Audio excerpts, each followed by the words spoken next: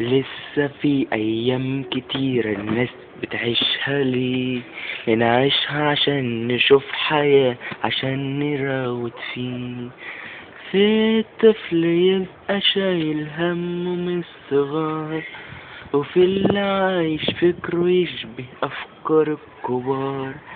في اللي عايش طفل عايش بهموم الصغار، وطفل يبقى عايش هو بأحلام كبار.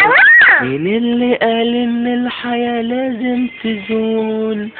دي ضحكة دي ولا ابتسامة للظهور؟